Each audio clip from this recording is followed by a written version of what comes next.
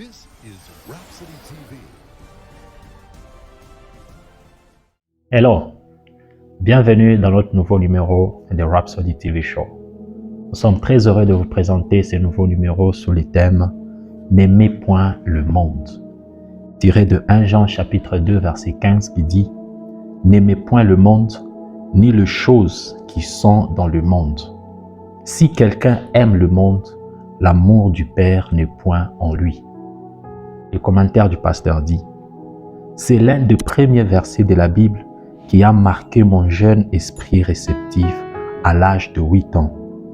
C'est la déclaration de Dieu et elle est définitive. Il dit que si vous aimez le monde, l'amour du Père n'est pas en vous.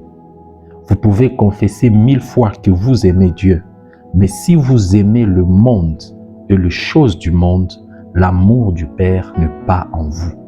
Certains ont demandé, pourquoi Dieu nous dirait-il de ne pas aimer le monde alors que la Bible dit « Car Dieu a tant aimé le monde qu'il a donné son Fils unique ». Pourquoi ne pourrions-nous pas aimer le monde comme le Père l'a fait? Dieu a aimé le monde des hommes, il a aimé les gens et a envoyé son Fils Jésus pour le sauver de leurs péchés. Il n'a pas aimé le système et les choses qui s'y trouvent. 1 Jean chapitre 2 verset 16 dit « Car tout ce qui est dans le monde, la convoitise de la chair, la convoitise des yeux et l'orgueil de la vie ne vient point du Père, mais vient du monde. » L'Écriture nous avertit contre la mondanité et la vie charnelle. Refusez d'être influencé ou emporté par l'esprit du monde. La Bible dit « Ne savez-vous pas que l'amour du monde est l'inimitié contre Dieu? Celui donc qui veut être ami du monde se rend ennemi de Dieu. » Tiré de Jacques chapitre 4 verset 4. En tant que saints de Dieu, nous ne devrions pas nous engager dans des discussions non spirituelles où parfois les gens passent des heures à se disputer au sujet de leurs équipes sportives préférées et en viennent presque au coup de poing. Ils passent des heures à regarder des films et des émissions de télévision, mais quand il est temps de prier ou d'étudier la parole, ils s'endorment.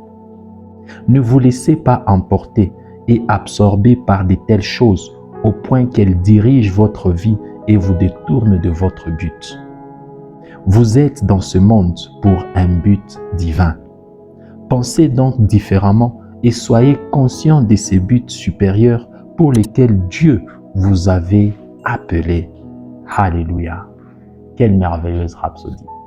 Moi, ce qui a attiré mon attention dans cette rhapsodie, c'est la dernière partie où l'homme de Dieu est en train de dire plusieurs personnes passent plus de temps à discuter sur football, sur basketball, sur les séries télévisées qu'ils ont regardées, ou même ils passent plus de temps à regarder des séries de télé ou les informations à la télé, qu'ils oublient qu'ils doivent donner plus de temps à ce qui est plus important, qui est notre appel divin.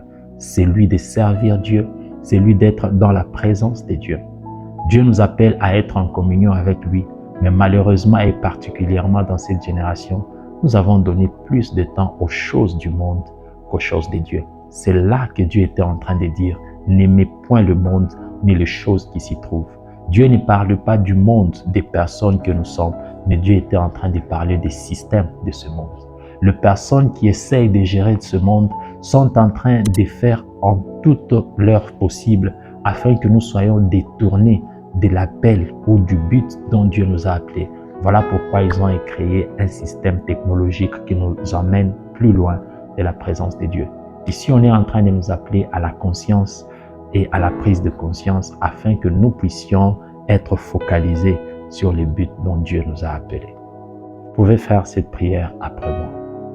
Vous allez dire, cher Père, le monde a été crucifié pour moi et moi pour le monde. Je vis pour Christ et je refuse d'être emporté par l'esprit du monde ou séduit par les tendances sensuelles, charnelles et mondaines.